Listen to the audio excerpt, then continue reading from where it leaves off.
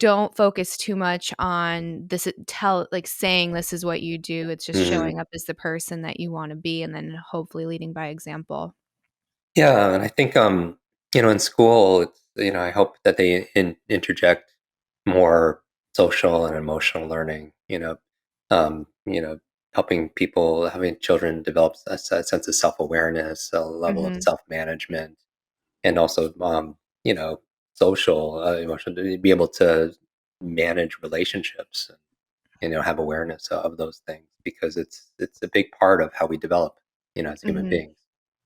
Yeah, school is huge and that's the most impressionable time of our lives, and for some reason there's still not an update there. We have, this Yeah, 19th century education system and it just doesn't really apply anymore.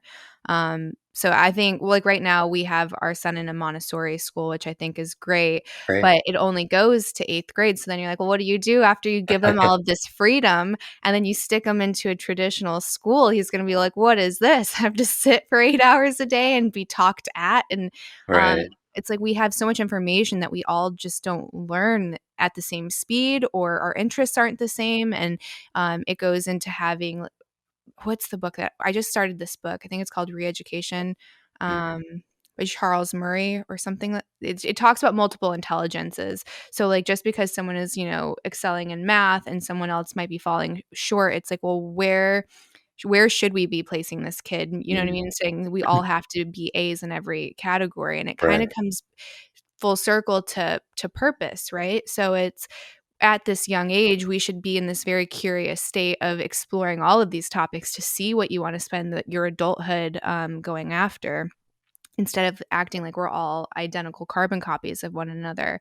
So I think right now, especially in the millennials and the Gen Zs, we have this purpose crisis. And we're like, well, what Mm, am I supposed to be doing? What am I supposed to be passionate about? What am I supposed to be spending all of my time away from my family and my loved ones? Yeah, like, what's that sacrifice for? mm, Um, and I know that you've talked a little bit about purpose on like several other podcasts. So I would love because when I look at someone like you, right, it's someone who's clearly found it, or maybe it found you, or maybe it's a combination. But yeah. I find it so interesting that you have these series of traumatic brain injuries, and now you're like a master of the mind. Yeah, thank you. So I would say, I think you make me blush a little bit. I would say, I don't know if people are listening to this or watching it on a screen somewhere, but I feel like going back to what you said about children, I think it's interesting because it's not always it's not how smart you are. I think the better question is how are you smart? Not Hmm. how smart somebody is or your children are, but maybe how are they smart?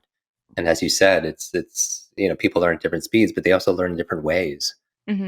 When you're studying multiple intelligence theory, um, which is created by Howard Gardner out of Harvard, it's basically saying it's just, and even if you look at the SATs, you have verbal and you have mathematical, but it's just the standardized test. There's so many other ways that could have genius expressed, a level of expertise.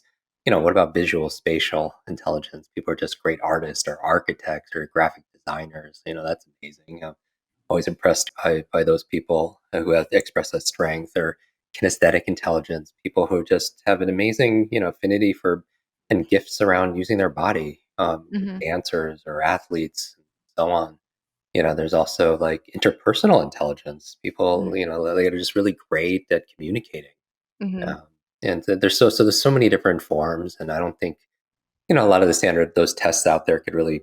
It's like, hey, the same potentiality that you have when you're 8 is the same as you're gonna have when you're 88. So I don't buy into intelligence is fixed, but going into this area of purpose and passion, for me, passion and purpose is a little bit different. Sometimes people we use it interchangeably. Hmm. Um, for me, I define it more as passion is something that lights you up, Hmm. and purpose is how you take that passion to light other people up. And so that's a very functional way of kind of how I organize it in my mind. My my passion hasn't always been learning. I struggled until the age of 18. From all through school, elementary school, middle school, junior high, high school. until I discovered and developed these strategies, and these tools and these strengths. But now I have a passion for learning. There's not a day I could go without listening to a podcast or reading a book or having a deep conversation, or going online and going to a conference. And I just love learning. That lights me up. And I've discovered that my purpose is helping other people to learn so that they can light themselves up, and that lights help light them up, and so they can shine and not dim themselves.